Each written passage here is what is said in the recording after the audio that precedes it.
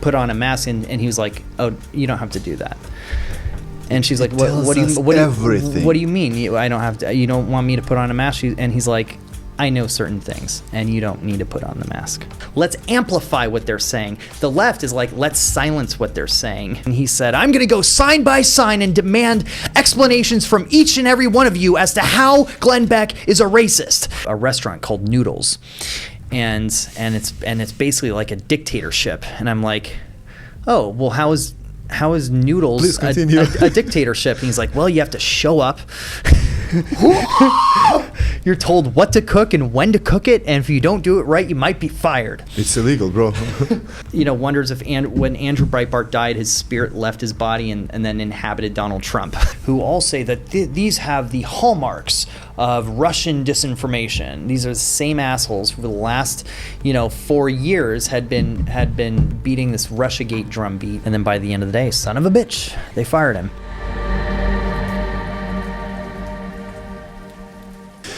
All right, so where we left off the first time. Thank you for coming once again. Yeah, I've got so many questions. That was a blast. So as I told you backstage, I did a podcast with Sheriff Villanueva, and I asked him this question. So why was he crucified? And no media outlets were telling the truth, were telling his story. And he's like, in 2 seconds, he said, because of George Soros. I was like, why? So he's telling me the story. So the DAs are being just bought by George Soros. Oh, yeah. Right. So the question is, have you ever tried working, when you have been working for Project Veritas, have you ever even tried to get into the big fish? Oh, yeah. To the guys like Soros, his handlers?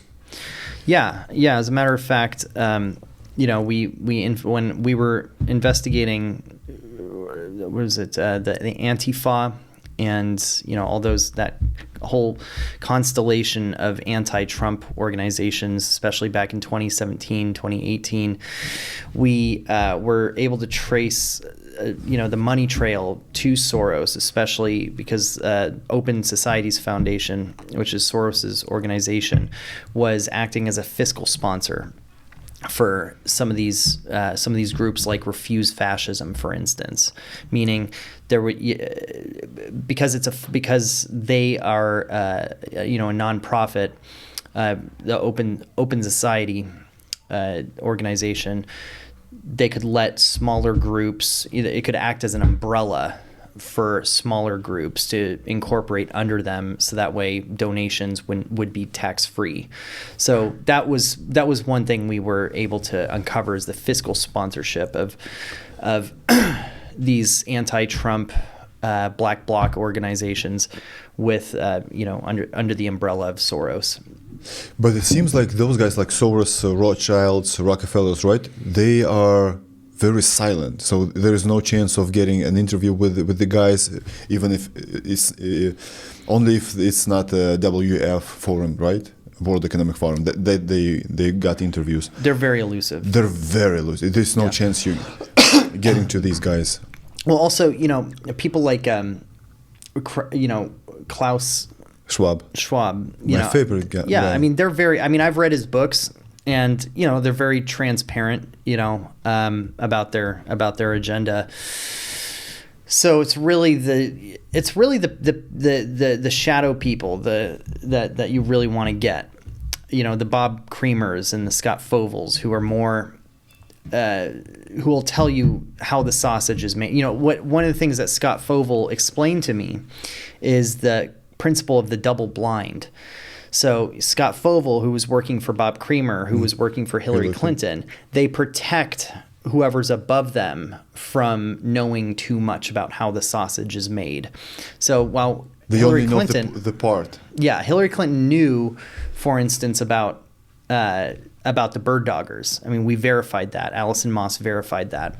She knew about the agitators inciting the Trump, that was an operation she knew about. But Bob Creamer, so for instance, when I was pitching the surrogate voter scheme where you bust the illegals from polling place to polling place, and pitching that, and finding out, if they were interested in my wealthy philanthropist clients, pulling that off.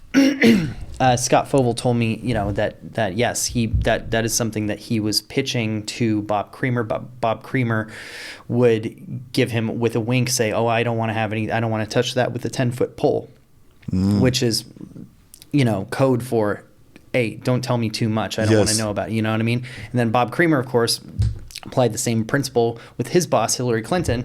So, there's knowledge is a burden. You know too much. You don't want to know too much about what's going on behind the curtain. Because if you're gonna get subpoenaed, you have to answer the questions. Yes, but if I didn't know really. Yeah. I can testify under the oath. Your henchmen protect you from knowing too much. Yeah. And that's a principle that I learned about how a lot of these dark operations, a lot of these dirty tricks operations go, is a lot of the people, the big fish, I mean, they know enough to know that there's things they don't want to know, but they're protected from knowing them. But it feels like, so once again, this whole company, WF, Klaus Schwab, Soros, Rockefellers, they're untouchables, right? No one has ever done anything to those guys. So you did to Google, to Meta, to so Clinton, Democrats, Republicans, it doesn't matter. But that type of people, they're untouchables. Mm-hmm.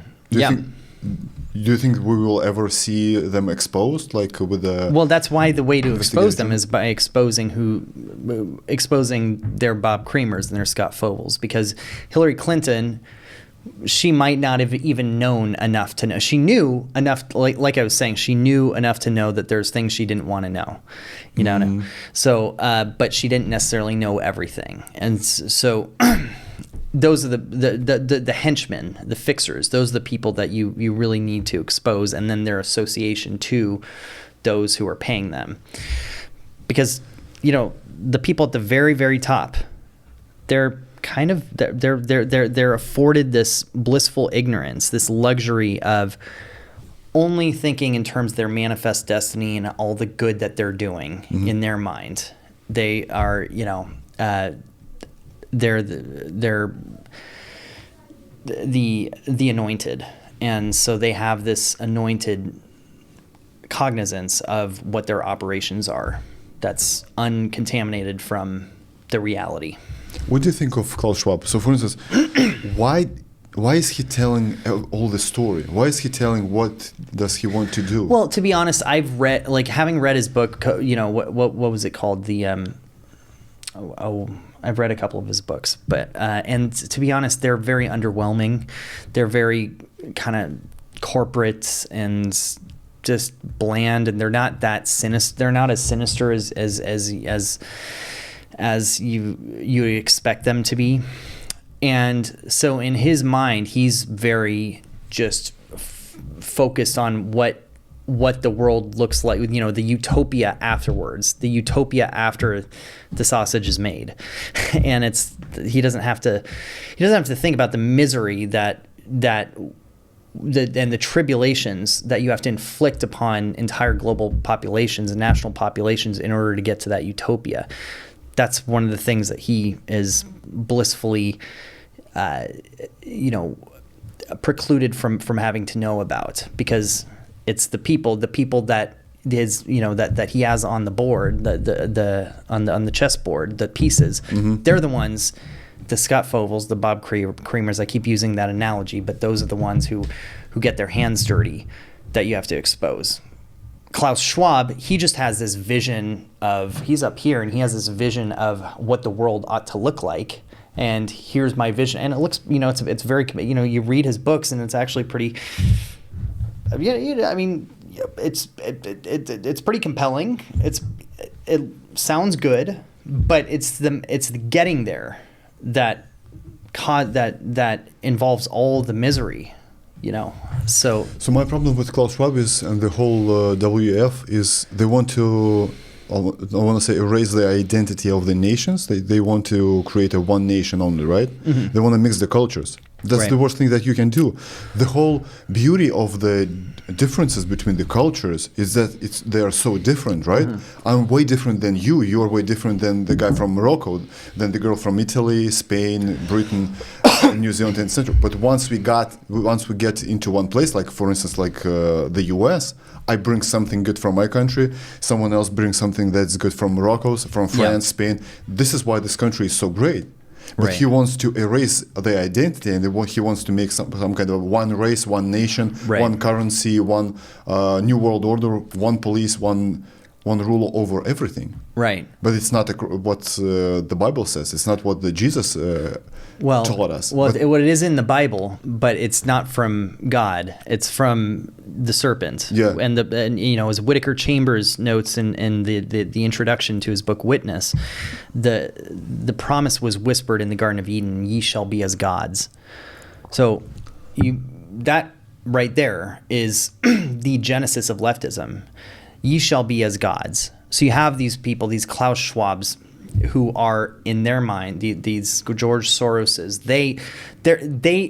It's like man who was banished from the Garden of Eden was like, well, we can have our own Eden. We don't need God. Yeah. We can have our own Eden. We shall be as gods.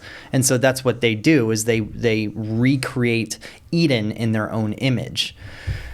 But do we have even a location where those people live, like George Soros?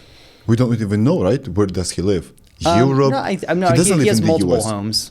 Yeah, he has multiple homes. Rockefellers, Rothschilds, we have no idea where they live. They're not. I mean, I don't know off the top of my head, but I think they're traceable. Yeah, but at the same time, we got the guys. We have the guys like Gates, so everyone knows where Bill Gates lives, right? In Seattle, he has some property. I want to say here in California, somewhere in Malibu, for sure in Hawaii, and etc. But those guys are his friends, but they're so freaking secret. Even it's in 2024, right? You can't find even his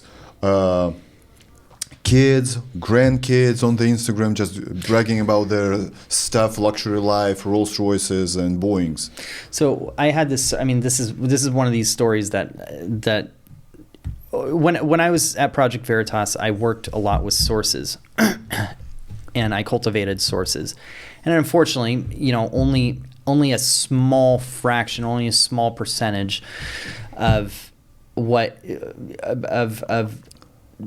tips eventually become stories, because you have to sift through the illegitimate ones to get to the legitimate leads, and then there's a whole process of getting from tip to published story. So unfortunately, but I learned a lot. There's a lot of tips that never would have been actionable in terms of the undercover execution, but I learned a lot, and this is one of the things that so many stories that I learned talking to sources who were either too afraid to go on record, or wouldn't wear cameras, or couldn't wear cameras, or we couldn't, whatever reason the operations weren't possible or not successful. But I learned a lot. And one of my sources during 2020 was, and I won't name them, of course, and this never became a story, but I can tell you they were a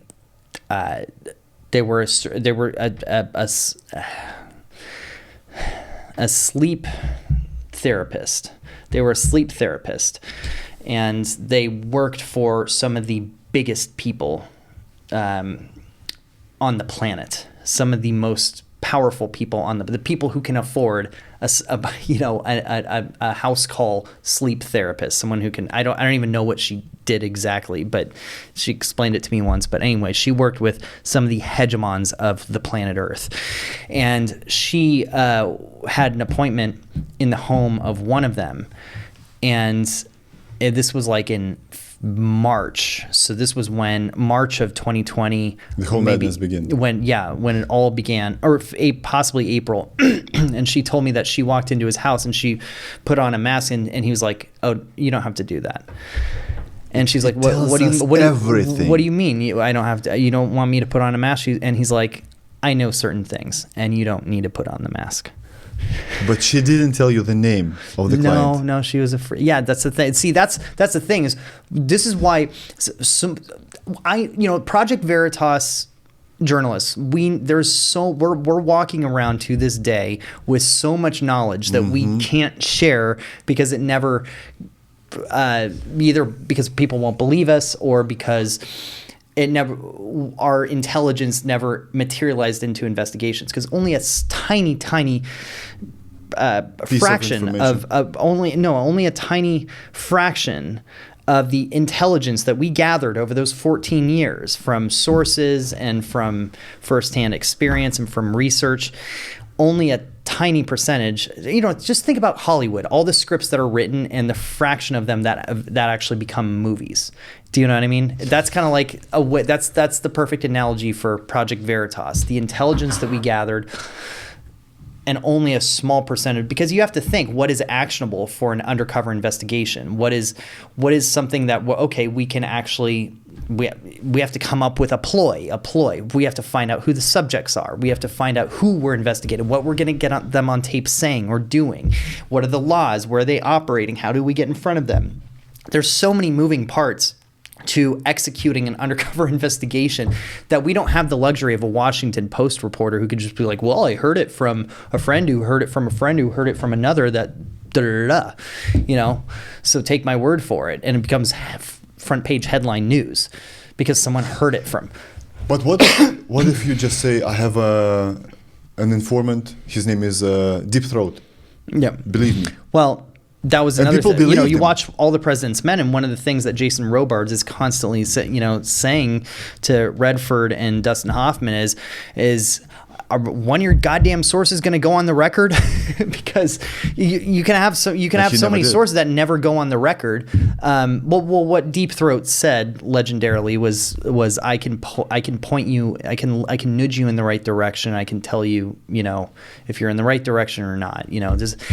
Of course, we all work with deep cover sources, but who we know we didn't have a prayer getting to go on record. But that's the thing, is we end up, and that's one of the things that Project Veritas, we operated at standards that were astronomically above those of Woodward and Bernstein, where we actually, it wasn't enough for us to have just heard something. We had to actually get them on tape, get their face, get their name, corroborate that what they were saying was true. I explained this in the last interview, that it wasn't enough.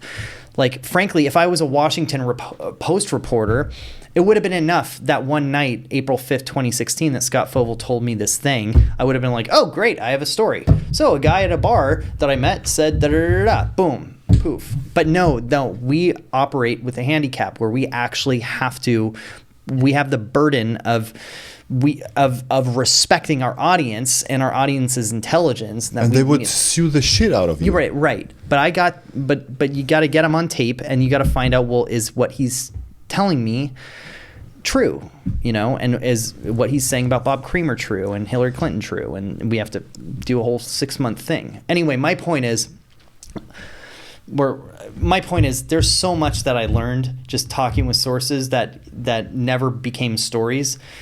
So is there a chance, though, for the 14 years of you working in Project Veritas and seeing all those stories and the stories that never came to the surface and never made public, maybe you're just missing one single fraction of information, and 10 different stories that didn't align at that time?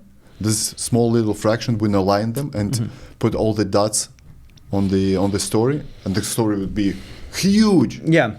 You needed so many ingredients for something to become a story. We needed tape. We didn't do written reporting. We didn't just write stories. We needed videotape, and it had to be ideally of the villains. Sometimes it was unwitting whistleblowers. I wasn't as big a fan of those stories, but the villains themselves self-incriminating on tape and saying, this is what we did, this is what we get away with, this is how we do it. Those are the big stories.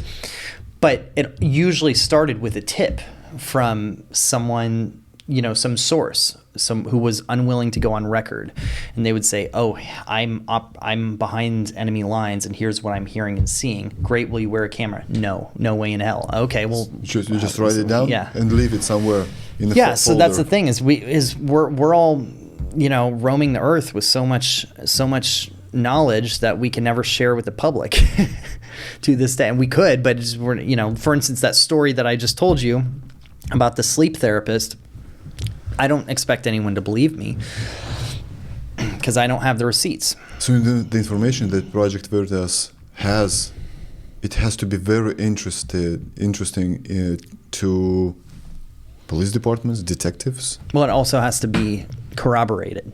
You know, that was our job, is just corroborating what we heard from sources in such a way that, you know, it was audio visually proven. So one of the first investigative journalism that has ever surfaced on the internet, I want to say that was Bohemian Grove, Alex Jones. Yeah. 1999. That was 2000. 2000? Yeah. No, you're right. 99. I think it was 99 or 2000. Yeah. At that time, people thought that he's crazy, right? Yeah, and you know, Bohemian Grove, I think, is a red herring. I know people who go to Bohemian Grove. I know I know someone who cooked at Bohemian Grove, a guy from my church growing up, you know, nicest and most normal guy ever. I think that's just, Bohemian Grove is just it's just a fun, like, summer retreat that powerful Republicans. But don't you think that this whole gathering of them is just odd? It's odd, but, you know, it's kind of like a fraternity, I think, like a college fraternity. A lot of the ritualism. Look, anywhere where I think anywhere where powerful people are gathered, mm-hmm. Yeah, nefarious things are. For instance, the Manhattan Project. I'm not saying Manhattan Project was nefarious necessarily, but the Manhattan Project was allegedly cooked up in Bohemian Grove. I mean, or at least it was conceived over conversation. Anywhere that the most powerful people on the planet are gathered, there's going to be, you know, material for conspiracy theories, and they're legitimate and illegitimate. But I don't think procedurally, I don't think ritually, I don't think institutionally, Bohemian Grove in itself is some nefarious thing. I think it's just I've read the annals. I have the annals of the Bohemian Grove, you know, at home, and you know, I've listened to the CDs. I've read, you know, it's great for I wrote a screenplay once that kind of dabbled into it a little bit, because it's very inspiring just creatively. There's a certain place where my investigative journalist cap comes off, and then my creative screenwriter cap comes on, and oftentimes it's a gray line. What do you think of Alex Jones? I like him. I admire him. He totally he gets things right and he gets things wrong. He got things spectacularly wrong about Project Veritas when he pushed the narrative of the Pfizer conspiracy and the ouster. I mean, that was all. I know for a fact that was BS and whatever. So, but at the same time, he was right about a lot of things. He predicted 9/11. When was the first time when you heard the story? Obviously, that was post 9/11, right?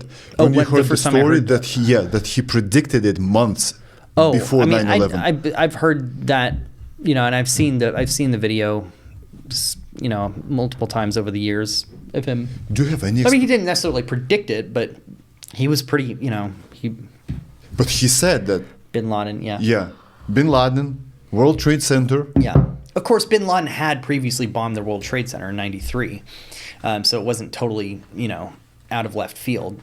But to predict that he would try it again. But yeah, I mean, he's a really smart guy. He's very smart, and the whole gay frogs thing was apparently true. Fluoride, right? Just a few months ago, right? They told us the story. It's poisoning, especially it's poisoning our kids, so it lowers our IQ. And he's funny and he's entertaining and he's good-hearted. Especially when he's not sober, he's very entertaining. He just has to have a few drinks, and he's good. Yeah, I remember myself. I was like, that was 2016. So I read the story about the fluoride, and I was like, why would they add this element to the water, to the tap water, or they are adding this to the toothpaste? Because there are no scientific evidence that fluoride helps the teeth fight the decay, right? Why would they do that? So I was telling a few of my friends, and they're like laughing at me, like, "Bro, you're an idiot! Like, that's a conspiracy theory." That was like 8 years ago. Well, tell me what is the thesis actually? Because I don't know a whole lot about it. What fluoride? What's the point of it lowers kids' IQ by 5 points. Really? Yes. Huh. And does it Proved, lower testosterone proven. too? No. I've heard of that being a thing too, where there's I've heard these that chemicals they're trying to feminize men and boys. Maybe that's another thing. It affects our pineal gland, so with our thinking, with all that stuff. But it makes the frogs gay, is what he said, right? That was not the fluoride. Oh, not the. Oh, you're talking about something different. No, yeah. Oh, okay. But the fluoride was proven that it lowers the IQ in kids. So in 2016, I was laughed at. 8 years after, I was like, bro, that's not me. Those are proven facts now. Right. Who's laughing now? Right. The frogs are the same thing, right? It seems like everything that he, obviously, not the Sandy Hook, a few stories, but a lot of stories he was telling the truth. Yeah. It's just a matter of time when we're gonna acknowledge that was truth, and he's Right. not crazy. Because But a lot also, of people say that you throw so much spaghetti at the wall, some of it's gonna stick. There's that too. Yeah, but his record is pretty Yeah, good. that's true. Still, Yeah, he's brilliant. he's young. He's 50 only.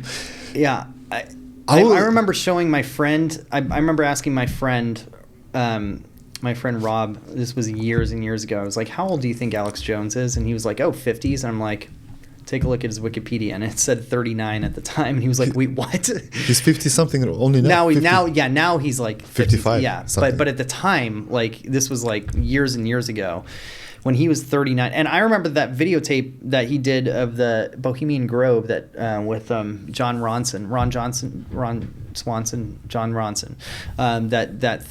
That video. A documentary of him infiltrating Bohemian Grove. That was the year 2000, and I remember part of that documentary. It's his 25th birthday, and he's 25 in that documentary, and he looks like he's 45. I always thought that Alex Jones is on the same page as David Icke. You know David Icke? Yeah, I wrote him into a screenplay once as a character, David Icke. Yeah. That guy is crazy. When I first learned, when I first learned about those theories, well, I think Alex Jones says he's a disinformation agent, right? Yeah, I think so. Yeah. But that guy's crazy. So the lizards, all that stuff, Right. I have no idea how does he gather all those, I want to say, venues full of people just listening. Right. Like people are half lizards. Well, half, he was a sportscaster, I think, in the UK. So he already he was already a household name before he got into the lizard stuff. But he's telling the story for decades now with all Yeah. the proof. Right. It's gone mad. Let's talk about the other guy. So you worked with Andrew Breitbart. Yeah. So prior to doing my prep for you, I had no idea who this guy is because he died in 2012. Yeah. So in 2012, I was only 24 years old. I was only interested, I want to say, in pumping the muscle and watching the TV shows. That's it. Tell me about this person. Because there's still a movement of Breitbart, right? Yeah. Okay. Well, this is really important. Okay. Well, that's very interesting information to me because I walk around just assuming everyone knows who Andrew Breitbart is. No. Yeah. So okay, that's very interesting. Okay.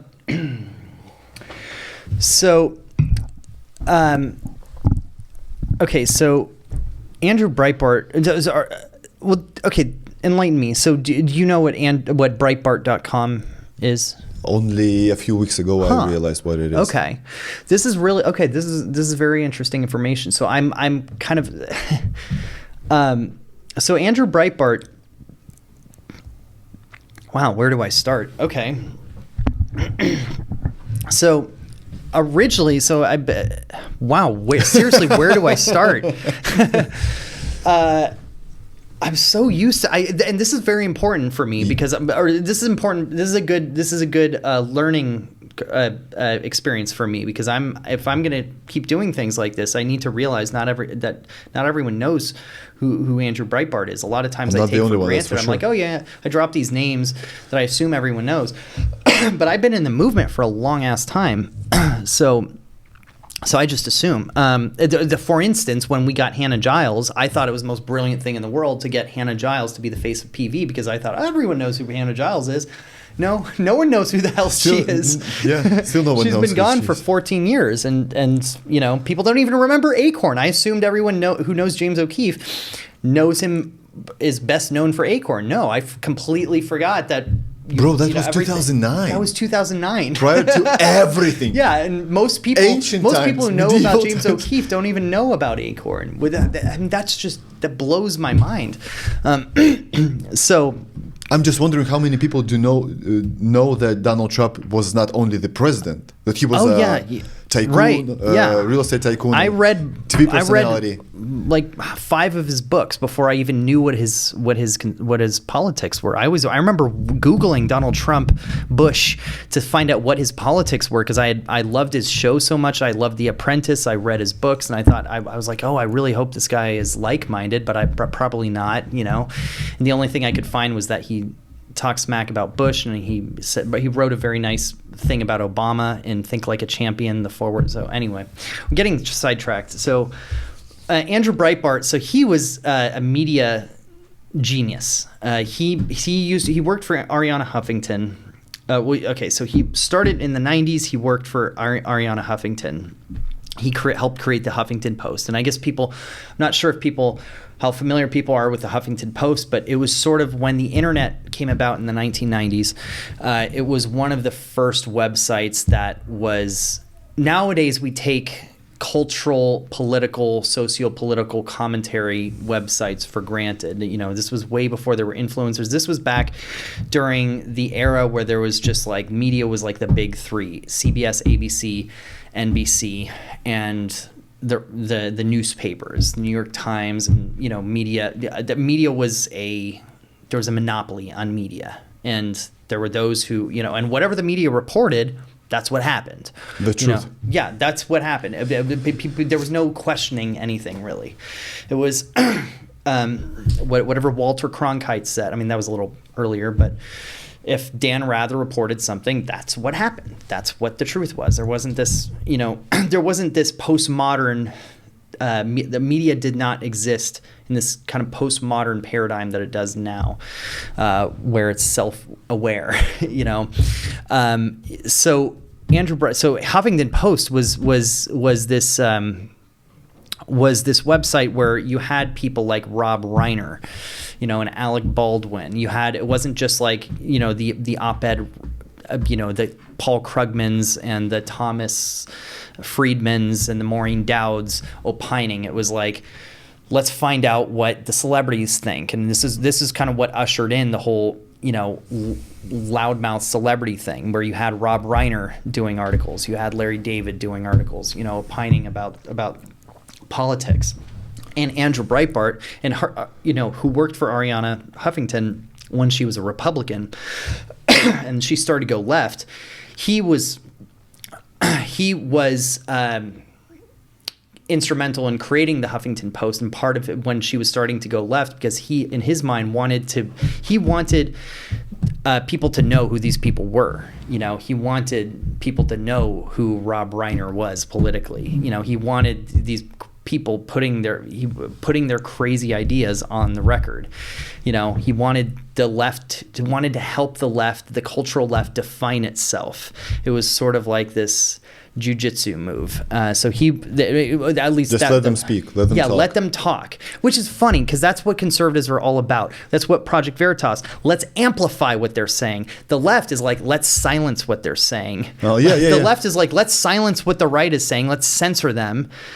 We're like, let's amplify what the left. Let's catch them on tape. Yeah. And what's your opinion? Andrew Breitbart was like, let's get Rob Reiner a freaking op-ed column, so people know how crazy he is, and people know where these crazy ideas are coming from. So he helped create the Huffington Post, which is now to this day one of the, electronic lefty rags, of the media establishment.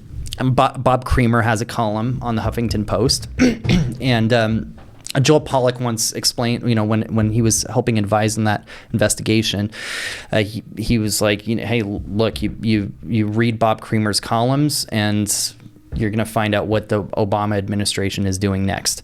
So anyway, So he worked for Matt Drudge, and I don't know how many people remember Matt Drudge, but Matt Drudge really revolutionized media. Matt Drudge, and it's really one of those sad stories, because you like go to Drudge Report right now, and it's no different than going to the Huffington Post. I don't know what the hell happened. He jumped a shark the last few years, but Matt Drudge was, did not go to J school. None of these people went to J school. J school journalism? Journalism, yeah. Andrew Breitbart, Matt Drudge. Matt Drudge, he created a website in the mid '90s called the Drudge Report, where he would post, he would do tornado tracking, and he would have the scoop on what, who the Oscar winners were going to be, or what the box office returns were. And he also got the Monica Lewinsky scandal. Mm-hmm. So he had the scoop on the Monica Lewinsky scandal, and he put news on the internet. So 1990s. And he got to the 1990s, yeah, and broke the Clinton scandals. And Andrew Breitbart worked for him as well. So Andrew Breitbart was kind of like operating behind the scenes of these, major media mavens, Arianne Huffington on the left, Matt Drudge on the right. And the Drudge Report, it got to be the point. I remember back in the day, when I worked for Andrew Breitbart, when I worked for Breitbart or James O'Keefe, if we got a Drudge link, if one of our stories got a Drudge link, we would get a pat on the back.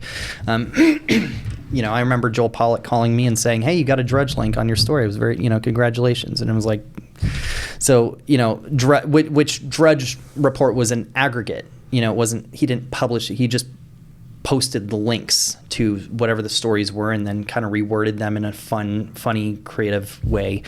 And that became, it got to the point where, if you read Mark Halperin's books back in 2008, I think, he notes that the Drudge Report, like the New York Times, the staff of the New York Times, first thing they did in the morning was check the Drudge Report to find out what were the big stories. So Drudge really revolutionized news, and Andrew Breitbart, on the heels of that success, created his own website, Breitbart.com, in the late 2000s. Which included Big Hollywood, which was the first one. BigHollywood.com was the first. So Breitbart.com had multiple pages. What the hell was that? I've never even heard of that. Partiful. Anyway, so there was BigHollywood.com, because it was based in LA. So we had a lot of the people, the Friends of, it was basically like a blog for the Friends of Abe people to write about culture wars. It was early Hollywood culture wars in the late 2000s. And then when James O'Keefe brought Andrew the Acorn tapes, and people back then used to care about the Hollywood stars, right? Hollywood celebrities. Well, right now, Big Hollywood. I mean, it was more anti. It was criticized. It was a critique on Hollywood leftism. Not who slept with who, divorce. No, not gossip stuff. Kids. It was BigHollywood.com was, more people inside Hollywood writing about, conservatives inside Hollywood writing about Hollywood. People like,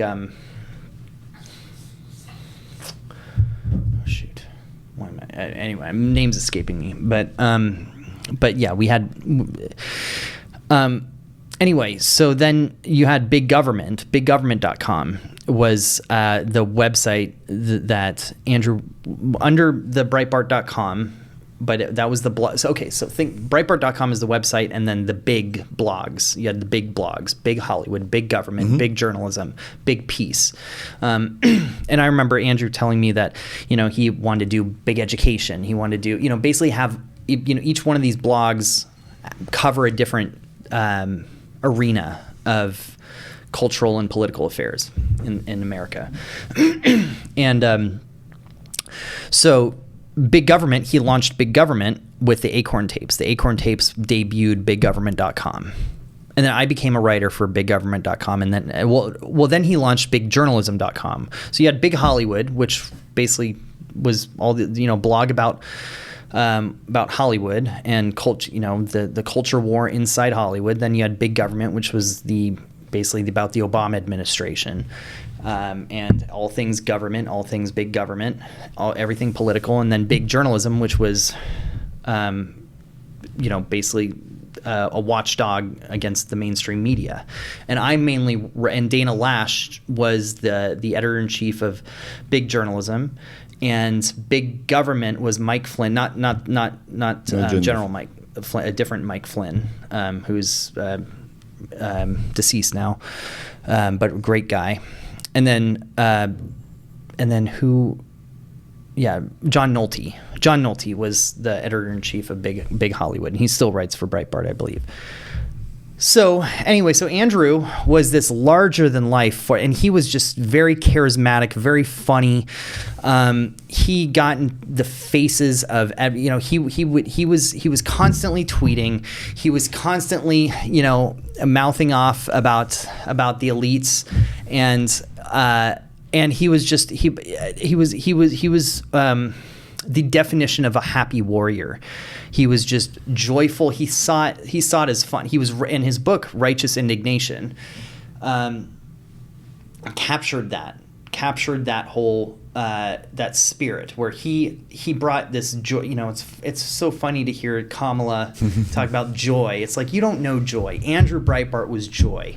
He was full of joy, but he was also full of righteous indignation. He got so angry when and this was at the time of the Tea Party, and he was so angry when he saw, salt of the earth people being bullied by the most powerful people with the means of production to completely ruin people's lives, ruin people's reputations.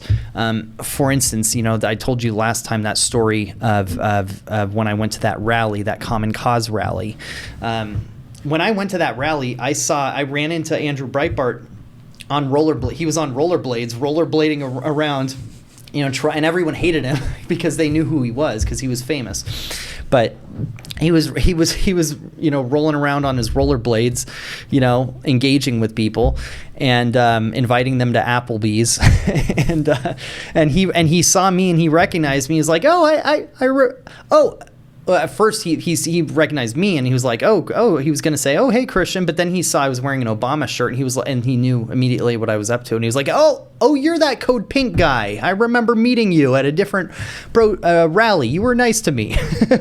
So he played along, and then after that, when I went up to people and said, what do we do with Clarence Thomas after we impeach him, and they all said, string him up, put him back in the fields, string his wife up, I showed those tapes to Andrew, and Andrew could not believe it. He was so excited, and we published them on Big Journalism, I think, and on Breitbart TV, which was run by Larry O'Connor.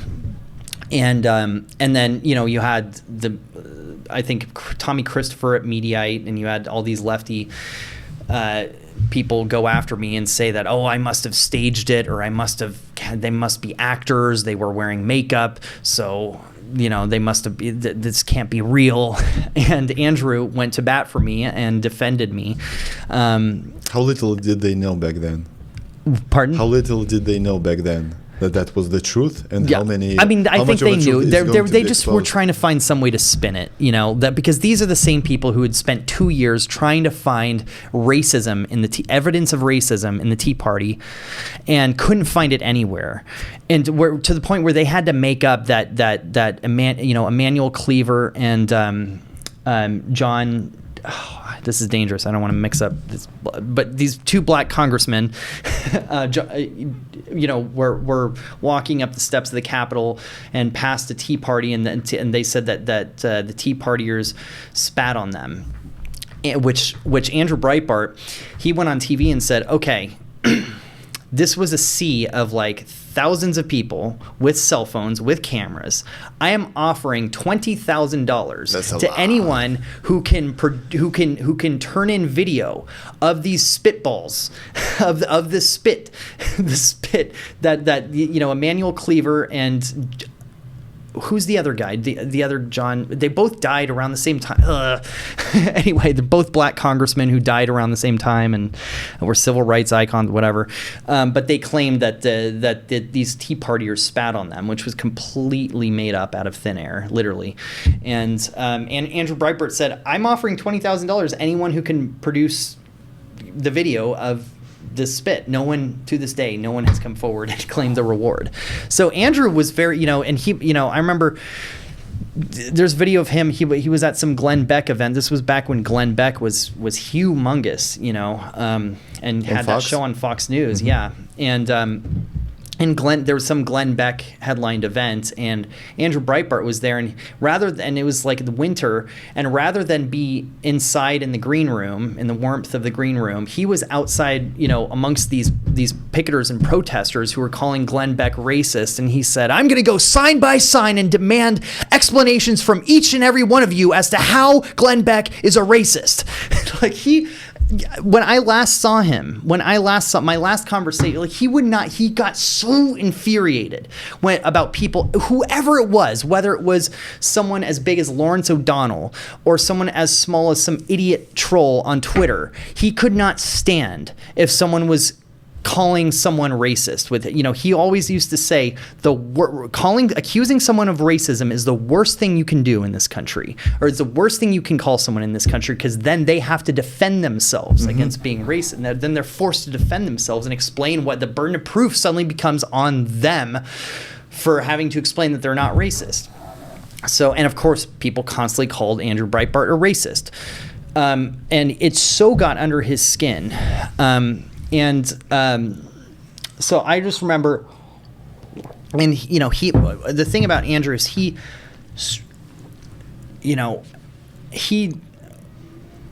would go to bat for you. He was so loyal to the people, to his people. He took me under his wing. He took James O'Keefe under his wing, Hannah Giles, and there's nothing he wouldn't have done for us. Was he on the right side back then? Andrew? Oh yeah, he always was. So his whole story of he grew up in L.A. He grew up basically in the same Bret Easton Ellis milieu as Bret Easton Ellis and in the 80s, and he was a liberal. He considered himself a liberal, but then when he met Susie, who would become his wife, Susie was the daughter of Orson Bean, the very famous actor, who's happens to be a conservative, and Orson Bean's wife was the mom on The Wonder Years. Do you remember her? Anyway, so Andrew, when he married Susie, I think he was in Orson's office one day, and he saw a book, of Rush Limbaugh book on Orson. He was like, "Why do you have a Rush Limbaugh book?" And Orson was like, "Well, have you ever listened to Rush Limbaugh?" And Andrew was like, "No." Now come to think of it, no, I haven't, but I know enough to know he's a racist, whatever, and a racist fascist or whatever. And Orson was like, "Tell you what, why don't you borrow that book?" And so Andrew, and I think it was probably The Way Things Ought to Be, or See, I Told You So, because Rush wrote those two books, and Andrew read them, and The Way Things Ought to Be, the Rush Limbaugh book, I think was the book where I kind of discovered conservatism when I was a teenager, so I think it had the same effect on Andrew when he read it, and then he started listening, and I think he was delivering pizzas, or he was, a messenger or something. Yeah, I think he was delivering pizzas in LA, and he would listen to Rush Limbaugh, or he delivered scripts for a production company, and he would listen to Rush Limbaugh on the, on the radio, and he could not believe how everything he was told to think about Rush Limbaugh was total lie. Which to this day, people, it's funny because people think Rush Limbaugh was this hot-headed, foaming at the mouth, angry. But you listen to him, he was the jolliest, funnest. Like, you could not make him angry. Like, nothing got to Rush Limbaugh. Everything to him, he found amusement in everything. So it's just very interesting. I think Andrew, when he listened to Rush Limbaugh for the first time and read that book that Orson lent him, he realized, wow, how is it that pop culture has this power over me, that I just thought these terrible things about this human being that are completely untrue, and I just took it for granted. I never, and so that's when and it was around that same time, I think, that he watched the Clarence Thomas hearings, and he could not believe the way Clarence Thomas was being, this black nominee to the Supreme Court was being treated. He's like, wait, he could not believe the underreaction of his fellow liberals too, who were just part of the high-tech lynch mob. So that was Andrew's come to Jesus moment about leftism. And so that's how he kind of became, a conservative. And he worked for Ariana when she was conservative, and for Matt Drudge when he was a conservative. So anyway, so that's so fast forward to the late 2000s, and he had co-written a book called Hollywood Interrupted, I think in 2006. Anyway, but it was really the Acorn tapes that turned Andrew into a superstar. So, he was a frequent guest on Red Eye with Greg Gutfeld. Those were the Red Eye days on Fox News. And he was, but he wasn't like a household name. The Acorn tapes turned him into a household name when he premiered them on Big Government.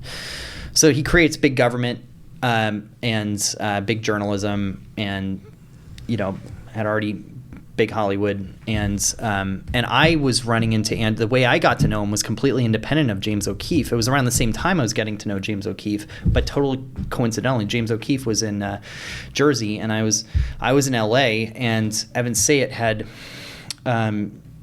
inducted me into Friends of Abe.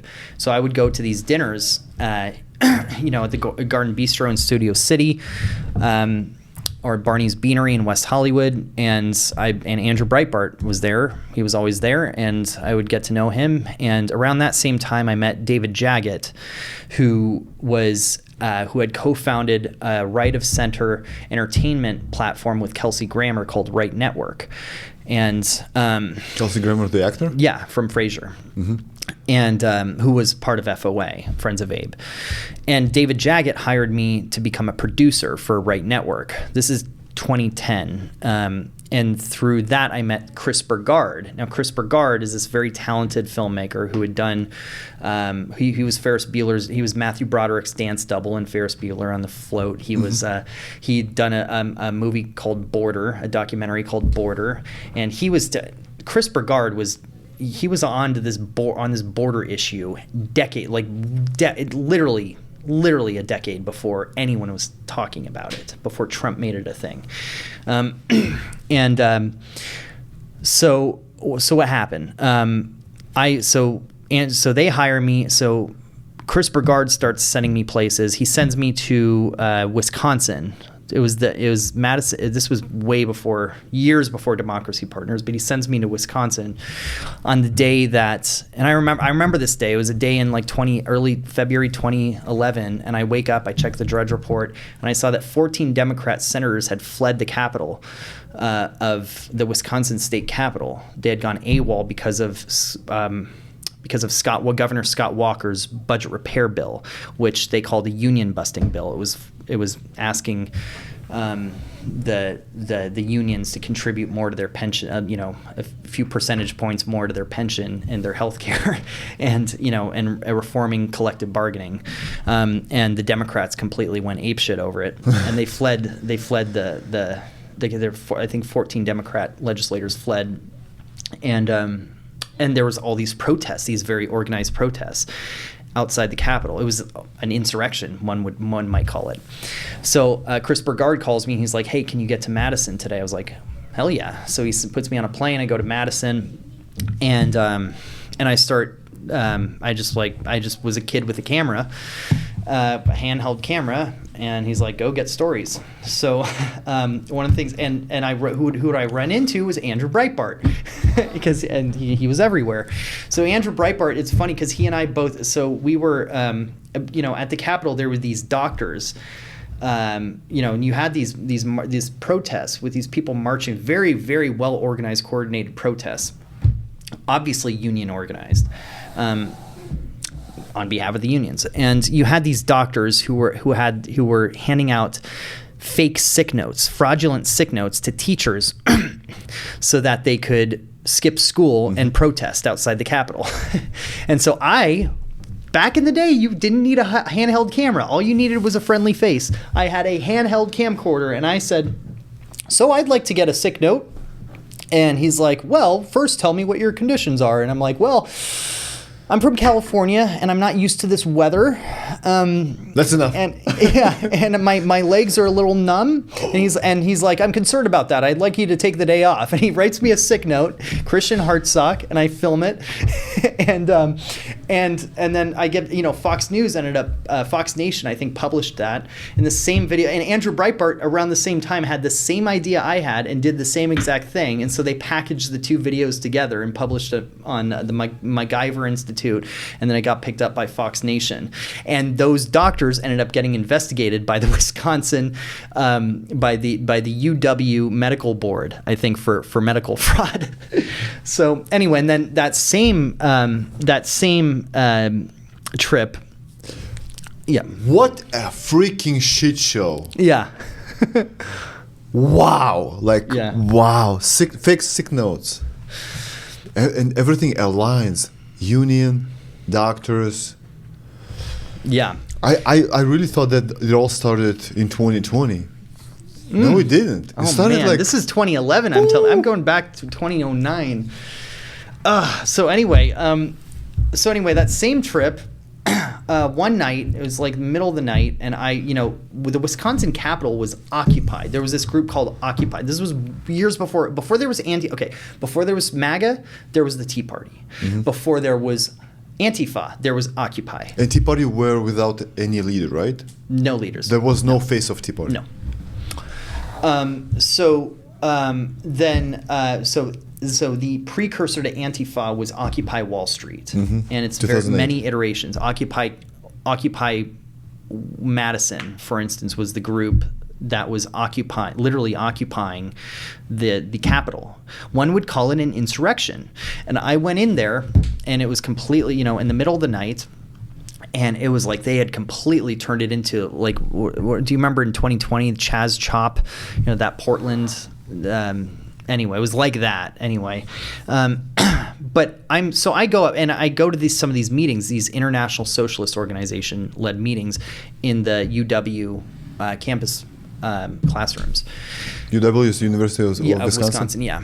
And then I go into the Capitol, and I'm just like interviewing people. With a freaking camcorder, and I go up to this kid, Rob Lewis, and I interview him, and I'm like, so why are you here? Why are you occupying the Capitol? And he's like, and he says, well, because there's the capitalists are like Scott Walker, are taking away from the workers, and they're taking away from and I'm like, oh, really? Interesting. So tell me more about that. What, how are they, how are the capitalists taking from the workers or whatever? And he explains it to me, and he's like, well, it's like this. I work at a restaurant called Noodles, and it's basically like a dictatorship. And I'm like, oh, well, how is Noodles a dictatorship? And he's like, well, you have to show up. You're told what to cook and when to cook it, and if you don't do it right, you might be fired. It's illegal, bro. So I'm like, so this is interesting. What if Noodles was a microcosm of America? How would you, and you were in charge, how would you run Noodles? And he said, well, basically, the workers would be in charge, and we would decide what to cook and when to cook it. How old was he? He was like early 20s. And I was like, okay, well, what about the founder? And the founder of Noodles, he was like, well, we would No, he was very thoughtful. He's like, we would invite him to the table, but he would have to agree to sit down with us as a co-equal, because if he's not with us, he's against us. And I did some research on this founder of Noodles called Anthony Kennedy, and this was a guy who like grew up on a farm. He had this idea for a restaurant. He wrote it, on a napkin in a Chinese restaurant. He maxed out, multiple credit cards, completely risked relationships with friends and family, went into debt to create this food restaurant called Noodles that would go on to employ 3,000 workers, just like Rob Lewis, and bring jobs and feed people. And I got to thinking, like, this kid, like, he didn't come up with these ideas. These are 200-year-old ideas that he's getting from, across the street in UW from these professors. And it's just the horrible indignity of what, if these ideas were to come into fruition, what that would mean. And so anyway, I published the Noodle, and Andrew loved Noodles. He loved the Noodle. He would rave about it all the time. He's like, I love the Noodles. I love the Noodles video. So we published it on Breitbart TV and Breitbart.com, and then that, along with the Clarence Thomas lynchmob stories, were some of my big, my big splashes. And then that I did outside of my work with James O'Keefe. So anyway, Andrew called, and then Andrew also, I think later that year, around this time of year, 2011, he sent me to Columbus, Ohio, for 2 months. And because there was a similar thing going on, where this was around the time where you had these rock star conservative governors who were considered conservative at the time. And at the time, people forget, Mike Pence in Indiana, Scott Walker in Wisconsin, Chris Christie in New Jersey, and John Kasich in Ohio. Most of these guys are total, rhinos. Completely jumped the shark recently. But John Kasich at the time was a badass conservative. Chris Christie at the time was a badass conservative. Really? Like based. They were considered, the term didn't exist at the time, but they would have been considered based. Like Chris Christie was based at the time. And everyone wanted him to run for, I wanted him to run for president. He was awesome. He was a rock star. He was like, he was like an iota of the eventual chemistry, charisma that Trump had, but he was just whenever Chris Christie had a presser, because he was, there was this trend of these union busting.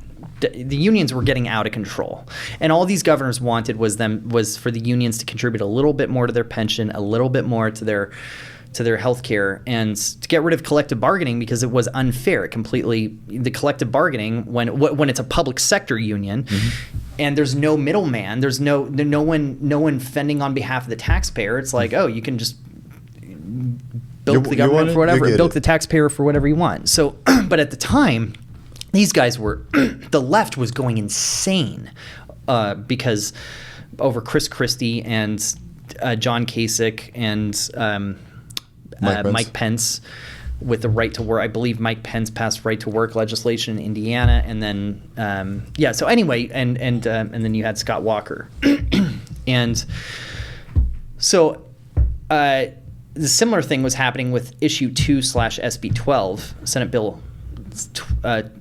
Bill 2 issue 2 Senate Bill 12 in Ohio, and where John Kasich had kind of out-Walkered Walker and out-Christied Christie, and was, I think, asking, passed a similar budget repair bill where he was demanding getting rid of collective bargaining in the public sector unions and demanding that the unions contribute more to their benefits. And there was this huge, it was apocalyptic. The unions were going crazy over this. And I went there, and I was just me and my camcorder and my computer, and I delivered about a story a week for about 8 weeks. And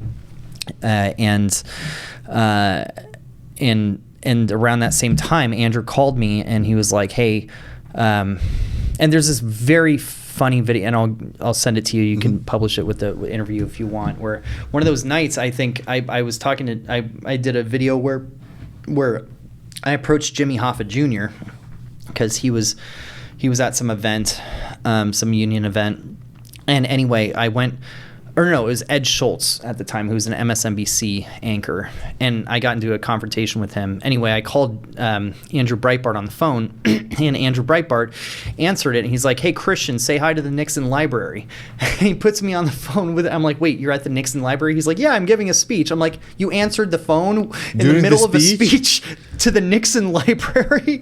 And he's like, "Yeah, say hi. Hey, everyone, this is Christian." This is who Andrew Breitbart was. Then he goes on to tell about how, like how he met me and how, anyway, and it's a beautiful, it's a beautiful moment, because it's very funny and it's very organic and spontaneous. And anyway, that's who Andrew Breitbart was. He was never above taking he would take a call from me when he was in the movie theaters with his son Samson. I'm like, "Andrew, you can call me after the movie." But he was driven. He was just always there for you. He was always there for you. He was not, and he was completely unaware of his celebrity and how important he was. Like, he was like, whenever I saw him at an event, like whether it was a convention or CPAC or whatever, he'd be flanked by a whole galaxy of high profile people, and then he'd be like, "Oh, it's Christian Hartsock," and I'm just some 23-year-old nobody, So before we touch on his death, let's get back to Occupy Wall Street and Occupy Madison. Mm-hmm. So this is Occupy Wall Street was the monumental event when the left just went off the rails, because it was similar to Antifa. Right? It was not nearly as bad as Antifa. Yeah, but they did, because they saved the big banks in 2007. Well, it was interesting, and one of the things I did when I went to these Occupy rallies is I would interview these people, these kids, and I'd be like, "What do you think of the Tea Party?" And they're like, "Oh, the Tea Party's racist, and we're against the Tea Party." And then I'm like, "Okay, so you're against the bailouts, the corporate bailouts, right? Yes. You're against corporate greed. You're against, I'm like, I asked them, like, basically all the Tea Party went down the Tea Party platform. Are you for this? Are you for this?" And they're like, "Yeah, we're for that." I'm like, "Okay, well, so is the Tea Party." And they're like, "Huh, okay, maybe I do support the Tea Party." So it's just very interesting where you had these two, you had these, you had these two opposite extremes, and I hesitate to call the Tea Party extreme, but then again, extremism in the defense of liberty is no vice. But they were mobilized against each other, but they had more in common than ideologically, at least, or supposedly, or in principle. But really, the Occupy Wall Street was, it wasn't quite as, it was like Antifa is just a demonic, hate group, whereas Occupy was a little more nuanced, and it was certainly a precursor to Antifa in a lot of ways, and it completely ruined a lot of cities, but it wasn't, But if in 2007 they would not bail the big banks, this would never happen, right? Right. Well, they did a year later, of course. Yeah, but the left went off the rails because of the too big to fail. They didn't let the big banks. Even though they were part of it, it was weird. But and then Obama continued the bailouts, and he bailed out the Detroit, and the bailouts were kind of like a bipartisan phenomenon. They were Bush, they were Pelosi, they were Obama. Because this is the Uniparty. Yeah, the Uniparty. Yes. That's very why. much so. And then the Tea Party, which was it was a little after Bush, but it was I think it was Ron Paul, who I think started the Tea Party. If anyone started the Tea Party, it was probably Ron Paul. So you had these more paleo-conservative, economic, Milton Friedman, actual true pure conservatives who started this movement, this resurgence of conservatism, amidst the Bush-Obama unipartisan era. And then that eventually paved the way for Trump 5 years later. How did he die, Andrew Breitbart? Heart attack is what the coroner said. He wasn't obese. He wasn't obese. No, I mean, I don't. I mean, look, it was very strange. I'm not gonna lie. It was weird because I remember I was in the office. I was the last to see him in the office the night that he died. It was the last night of February.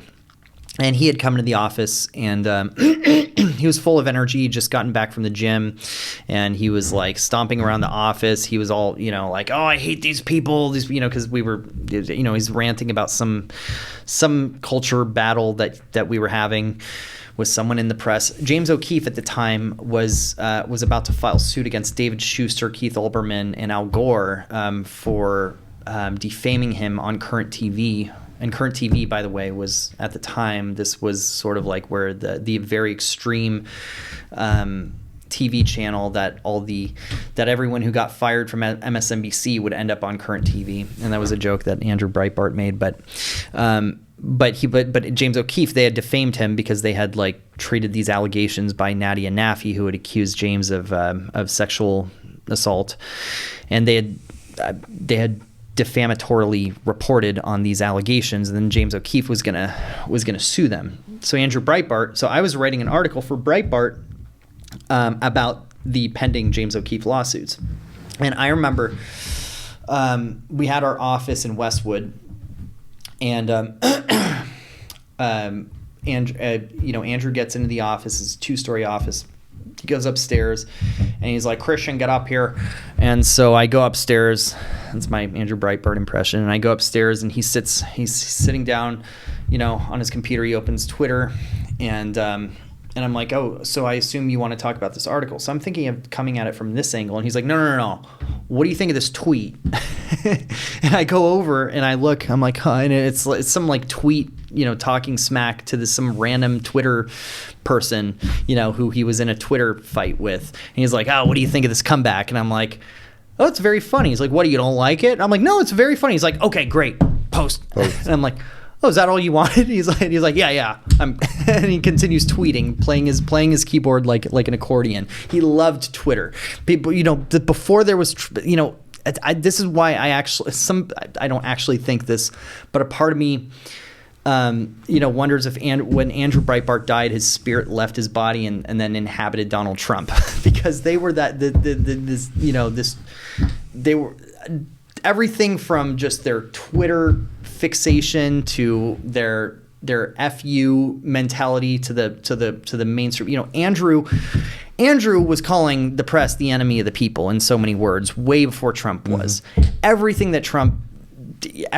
Trump was just this completely wild. Trump is this completely unhinged, loose cannon, wild animal. That was Andrew Breitbart, and I encourage people to watch the documentary Hating Breitbart. And then there's another documentary that I was in that Steve Bannon directed called Occupy Unmasked that Andrew hosted, and we're both in that, and Brandon Darby, and anyway, so I would really encourage your viewers to get to know Andrew Breitbart, because this was a guy that he was a legend, and without Andrew Breitbart, there was no Donald Trump presidency. Donald Trump was a person at the time, but if you had Googled Donald Trump was just this, he was the host of The Apprentice. He was, he was Donald Trump, but it was pre-politics Donald Trump. Like no one really, he had dabbled a little bit with the Obama birtherism stuff, but that was it. But you read, he was all over the place politically. He was Andrew was ahead of his time. Way ahead of his time. Yeah, Andrew Breitbart. He basically the left dominated media, academia, and entertainment, going back to the days of the days that what's his name, the Soviet, the KGB defector, what's his name, who gave those talks, what was his name again? You mean here in the US? Bezmenov? But was it Bezmenov? Yeah, Yuri Bezmenov. Yes. Yeah, so the left had dominated, Bezmenov was talking about the way the left dominated these spheres of information technology, Hollywood, academia, entertainment, media, news media, and Andrew Breitbart and Matt Drudge and James O'Keefe, they what we did in 2010 was we struck our flag on the battlefield of media for the first time. That's why we led this guerrilla army, on this battlefield that was dominated, that was completely owned and dominated by the hegemons, by the corporate hegemons, the big three, the newspapers, the New York Times, the Washington Post. They didn't see us coming, and we showed up with our hidden cameras and our camcorders and our blogs on the internet, and we completely pulled the rug out from this information war monopoly apparatus that they had. So Andrew Breitbart was the one spearheading it. He was He was the godfather. He was 43. 43. Yeah. Oh, yeah, yeah. So anyway, so that night. Any vice? Yeah. So pardon? Did he have any vice? Drugs, cocaine? People, I don't know. He was all. I just know that you ask Bill Whittle. Bill Whittle will say that Twitter killed him. That he was constantly wired. He was constantly plugged in. Stress. He was constantly, that he would go to lunch with Andrew, and Andrew would have his iPad, and he's like, "Oh, what do you think of this video?" And Bill Whittle's like, "Andrew, put away the iPad. Talk to me. Be present with me. How are your kids? How are you doing? How's He Susie?" had multiple kids. Oh, yeah. Samson, and I knew Samson the most, but I didn't really. But anyway, and Samson's all grown up now and, looking great. And but anyway,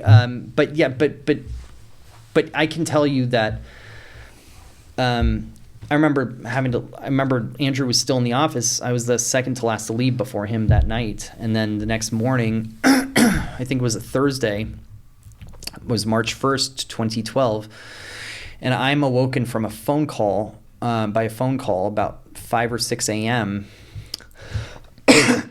from my friend, Ryan Cosgrove, who's also no longer with us, Laura Orico's husband.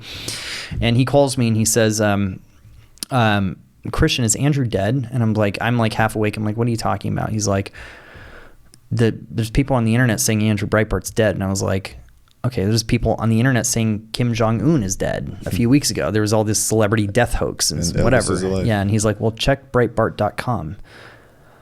And I went on Breitbart.com, and there was, Larry Solov. It's what do you say? He said, "It is with great sadness that," and I was like, wow. And as far as I was concerned, I was going to go in and see him that day. It was a regular Thursday morning. I was going to go in the office. He was going to be there. And yeah. And I went in the office, and it was me. We were a small crew. It was me, Larry O'Connor, Meredith Dake, who's now married to Larry, Ben Shapiro. Ben Shapiro? Yeah, Ben Shapiro. Dana Lash. Who's the CEO of Prager? She's the CEO of Prager right now? Dana Lash? Oh, no. Marissa. You're thinking Marissa Streit. She's the CEO. Yeah, no. Yeah. No, it was a small, we were a small company. So it was me, Ben, Alex Marlowe. Was John Kahn there yet? No, Steve Bannon. A few other people. A few other people. Larry Solov. Yeah. Anyway, we were a small outfit. Chuck Johnson, he was there. I just remember we went to the office. We were all there, and it was just unreal. Speaking of Steve Bannon, I think Ben threw up 3 times. Yeah. Speaking of Steve Bannon, Joel Pollack. He ended up being in the White House with Donald Trump. Yeah. Well, he ended up becoming the CEO of Breitbart, and then he ended up becoming Trump's in 2016 or 2015. Becoming Trump's. 2016, he became Trump's campaign manager. And then he became a White House advisor. Explain me as simple as possible. Why was he or is he still in jail? Steve Bannon. Oh. Oh, there was something to do with he did a build the wall like fundraising thing. I don't know enough about the details to really litigate it, but So Steve Bannon in jail. yeah. But obviously it's a witch hunt. It's all a witch hunt, you know. The other guy with that helped with the trade, he was in jail as well. What's his name? The last name, my mind can only remember so many names. But I know who you're talking about. Do you think more people? Roger Stone. Roger Stone was. Is that who you're talking about? Roger Stone. No. Oh. Just for the record, I'm gonna Google it. In Trump time, he wrote that book in Trump time. Oh, then Peter Navarro. Yes, Peter Navarro, and then we wrote the Navarro report. Yeah. Yeah. So, do you think that if Trump is not getting elected in November, he's going to prison? I think they'll do everything they can. Yeah. The sentencing is November 11th? Yeah, supposedly. Supposedly. Yeah. Well, for which, I mean, there's 4 different cases, right? So the witch hunt continues if he's not getting elected? Right. And more people are Well, think about what's going to happen. You know, there's that, what they say is they're not after him, they're after us. He's just in the way. Imagine what it's going to be like with him no longer in the way. Just like Andrew Breitbart's story, people just are not aware of that, of him, of how big of a personality he was. I believe the thing that happened only 4 years ago, people still don't remember, or maybe they forgot it, or maybe the youngsters that are about to vote this November, they don't know the story. Mm-hmm. So in 2020, Hunter Biden's story, right? Mm-hmm. As simple as possible. Explain what happened back then.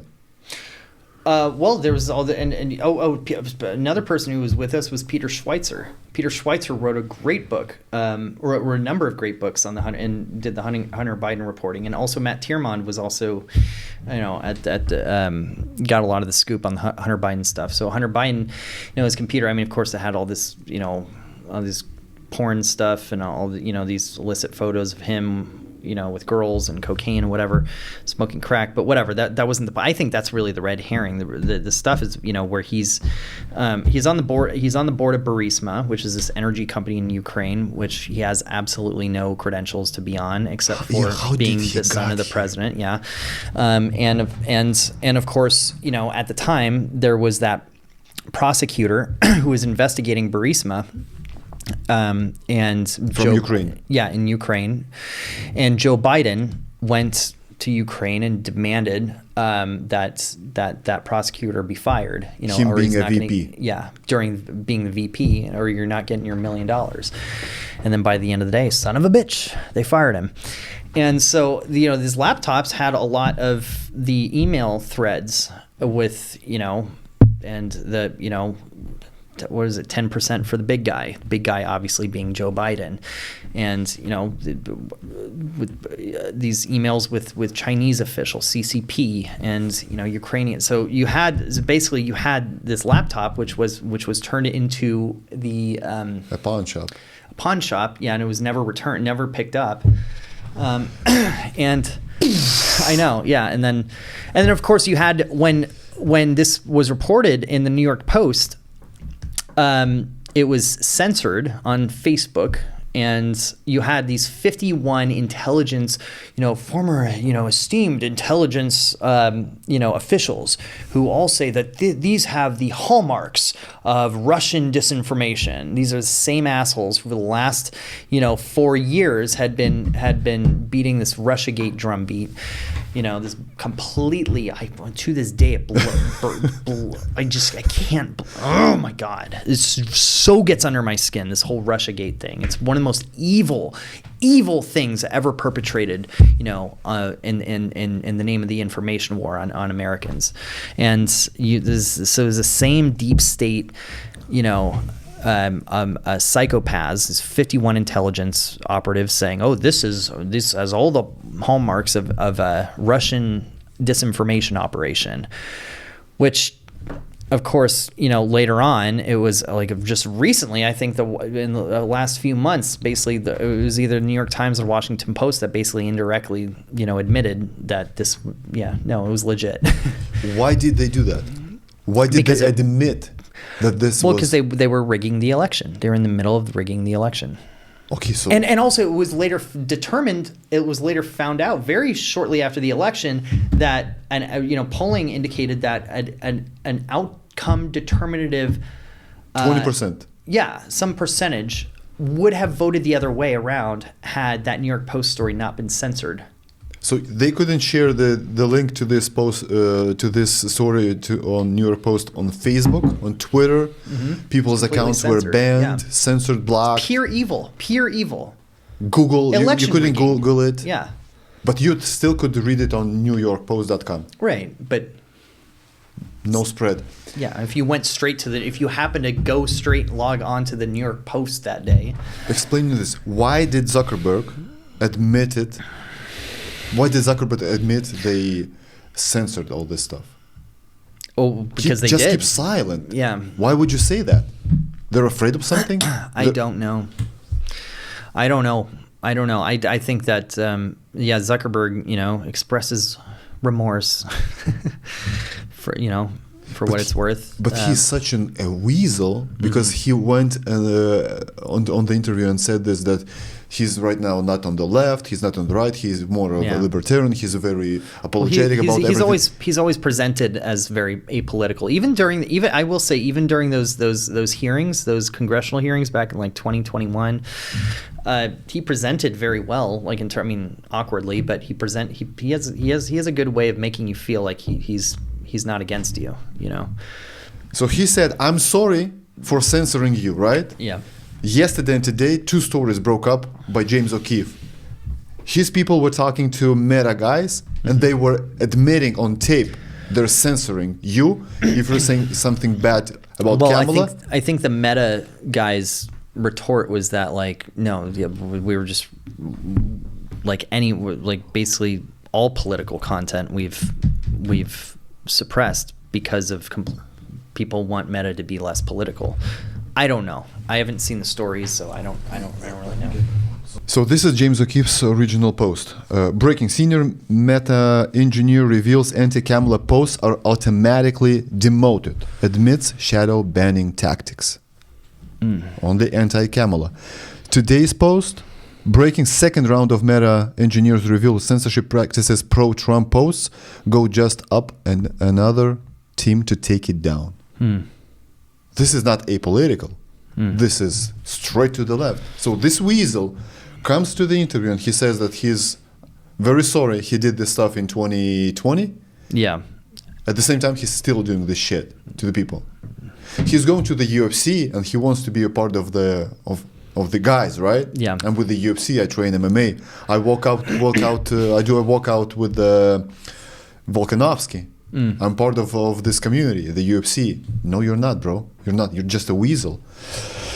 What do you think of the allegations about the Tenet Media working with the... I don't know a lot about that. I know. I remember meeting some of the Tenet people at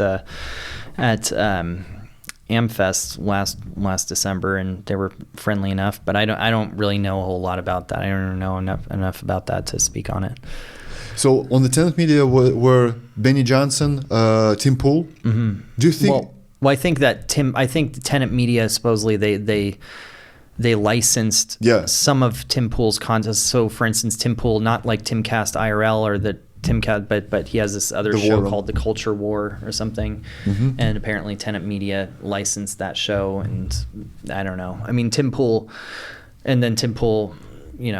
cleaned his hands of it. He said he had no idea. Well, Tim Pool's an idiot anyway. I'm sorry, but for breaking that story. Well, no, he just for everything he said about Project Veritas. I mean, Tim Pool, the way he treated my colleagues and the people I was leading in the field for the last 6 months of Project Veritas's existence, the way Tim Pool treated us and the way he called us backstabbers and said that wished ill upon us without bothering to call any of us, without bothering to even question the narrative. Tim Pool he completely jumped the shark in my opinion. So I have no sympathy for him. On this, it sounds like he didn't vet the tenant media or whatever the hell was going on with tenant media. I don't know. It sounds like he's not very good at vetting.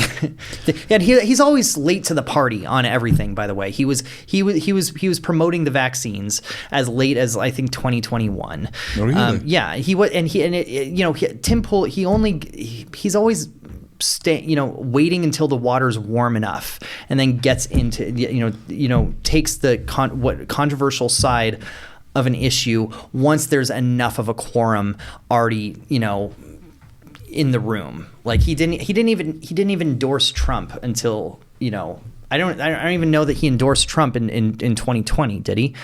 Certainly not 2016, and he only recently endorsed Trump. Like it took him 4 years. I guess he endorsed Trump in 2020, but it took him 4 years to I don't know. He's not the courageous culture warrior he thinks he is. But don't you think he's not a very good person either. What do you think is the future of DNC and RNC, right? So right now at this moment we've got Trump. If he gets elected, that's his last term, right? In 4 years, he's gone.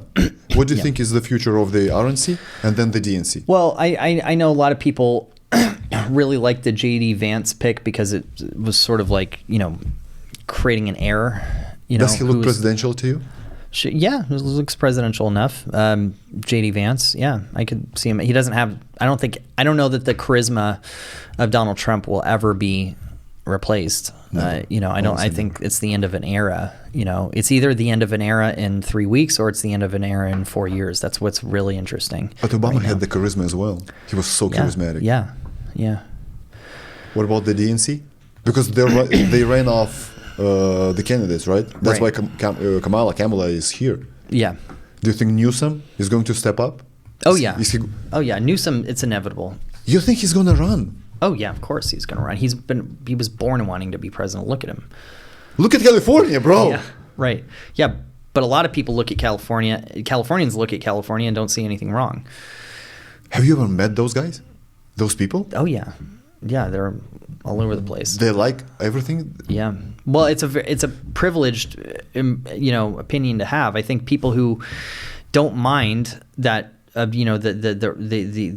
spike in teen and prepubescent suicides, both waves of lockdowns, Gavin Newsom, even after the first wave of lockdowns, and all those kids killed themselves, and then we opened back up for the summer, and then he did it again, knowing that kids were going to kill themselves, knowing that it wasn't going to do anything about COVID. That's a psychopath. That's a bad person, and the people who actually. The people who don't see anything wrong with that, I don't get it. I don't get how any person with a conscience can support Gavin Newsom. Anyone who cares about kids. But grandmas are alive. He saved the grandmas. Sure. I don't know. Yeah, so you're talking about the lockdowns. I'm talking about the crime. There's DA that too. Not prosecuting every criminal. AB 1955. Right. No voter ID. Right. On and on and on. Right. And this guy is still going to run. Yeah. Because he reads well on TV, on camera, and that's all that matters to soulless leftists.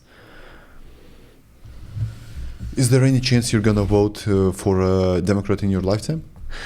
I did vote for Dianne Feinstein back in 2018 when what's his name was Kevin De Leon was running against her, just because I hated Kevin De Leon with a passion, and I knew her days were numbered anyway, and I didn't want some young 40-something-year-old extreme leftist replacing her. But for the presidential candidate as a Democrat, no chance. No, of course not. Maybe, who knows? Maybe RFK Jr. Yeah, one day, if he gets back to being a Democrat in 4 years. Tulsi Gabbard. They've got great Democrats, right? Are they still registered Democrats? I don't think so, because they endorsed Trump. Yeah. So on our first podcast, I didn't ask you the last question that I have the same during all my podcasts. So let's have two assumptions with you. Assumption number one is the President of the United States of America is the most powerful human being on planet Earth. Mm-hmm. The position of the president. Assumption number two is you become one. You become the President of the U.S. Mm-hmm. and you have the Secret Service at your disposal, and you have all the questions answered. Mm-hmm. You ask a question they will give you an honest answer. What would be your first question? Who's really in charge here? Okay, so they give you, let's say, a list of names. No, that would be my question. Who's really in charge here? They give you a list of names. Who's in charge? Oh, I see. Okay. What would you do? Would you expose it to the public? Yeah. So you think that public can handle the truth? People can handle the truth, even if it's hard I think to we've swallow. handled enough clandestine smoke and mirrors. I think we've done that the last century. I think it's time to give transparency a day in court. Do you think the U.S. has ever been transparent with politics? No, I know for a fact it hasn't. Like never. No. 200 years ago, it wasn't transparent. Well, there's only so bit. Well, there wasn't really this, at the time. Information traveled so slowly that there wasn't much of an information war. There wasn't much of an information war battleground. But yeah, I mean, certainly there was something of it, but at least for the last 100 years. But the intentions of the founding fathers were good, to create a great country. Yeah. Because they wrote an amazing constitution and the Bill of Rights. Right. If not the Bill of Rights, you would turn into freaking Europe. Right. In regards to America's future, especially because of the elections, you're hopeful or hopeless? Oh, I'm very hopeful, especially, the way the polls have been looking lately. But I still, I'd be in shock. I'm not saying I don't think he's going to win. I'm just saying even if he does win, I'll still be in shock because good things like that aren't supposed to happen. And somehow they did. It happened once in 2016. It was not supposed to happen, but it happened anyway. And I was in shock, and I'll be in shock again, if he wins again. Not because I don't think he's going to, but just because that's just not something that's supposed to happen in American politics. God bless you. God bless everything that you do. God bless everything for everything that you did with the Project Veritas and other projects. And I'm hopeful, just like you. I just hope that November 6th we're gonna wake up, and we're gonna wake up in a free country. Yeah. And we're gonna realize, that's good. It's good. Yeah. We're still free. Everything's okay. But the price of that is eternal vigilance.